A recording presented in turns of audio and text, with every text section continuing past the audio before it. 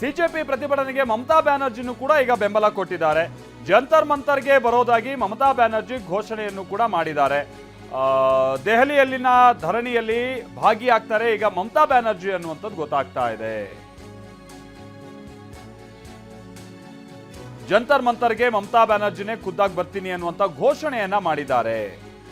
ಅಲ್ಲಿಗೆ ಈ ಪ್ರತಿಭಟನೆ ಯಾವ ಕಡೆಗೆ ಹೋಗುತ್ತೆ ಅನ್ನುವಂಥದ್ದು ನಿಮ್ಗೀಗ ಒಂದು ಅಂದಾಜು ಸಿಗ್ತಾ ಇರ್ಬೋದು.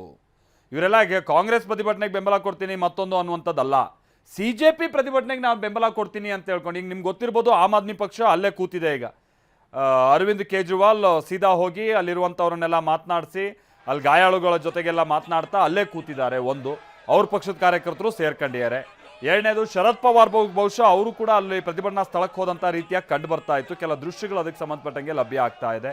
ಈಗ ಮಮತಾ ಬ್ಯಾನರ್ಜಿ, ಬಟ್ ಇದು ಎರಡು ಆಯಾಮದಲ್ಲಿ ಈ ಕ್ಷಣಕ್ಕೇನೆ ನಾವು ನೋಡ್ಬೋದು. ಒಂದೇನು ಅಂತ ಅಂದರೆ, ಈಗ ಸಿಜೆಪಿ ಪ್ರತಿಭಟನೆ ಏನಿತ್ತು ಅದು ಬಹಳ ಕ್ಲಿಯರ್ ಇತ್ತು. ವಿದ್ಯಾರ್ಥಿಗಳ ಜೊತೆಗೆ ಸೇರಿ ನೀಟ್ ಅಕ್ರಮಕ್ಕೆ ಸಂಬಂಧಪಟ್ಟ ಹಾಗಿನ ಹೊಣೆಗಾರಿಕೆ ಯಾರು ಅನ್ನುವಂಥನ್ನ ಪ್ರಶ್ನೆ ಮಾಡಿ ನಡೀತಾ ಇರುವಂಥ ಪ್ರತಿಭಟನೆ ಆಗಿತ್ತು.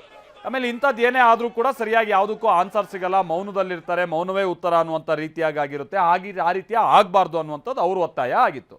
ಬಟ್ ಈಗ ಇವರೆಲ್ಲ ಹೋಗಿ ಸೇರ್ಕೊಳ್ತಾ ಇರುವಂಥ ಕಾರಣಕ್ಕಾಗಿ ಆ ಪ್ರತಿಭಟನೆಗೆ ಬಲ ಬರ್ಬೋದು, ಹೌದು. ಆದರೆ ಆ ಪ್ರತಿಭಟನೆಯ ದಿಕ್ಕು ತಪ್ಪುತ್ತಾ ಅದನ್ನು ಕೂಡ ಈಗ ಆ ಆಯಾಮದಲ್ಲೂ ಕೂಡ ನಾವೀಗ ಯೋಚನೆ ಮಾಡಬೇಕಾಗುತ್ತೆ. ಗೊತ್ತಿಲ್ಲ ಇದು ಎಲ್ಲಿಗೆ ಹೋಗುತ್ತೆ ಅಂತ ಹೇಳ್ಕೊಂಡು.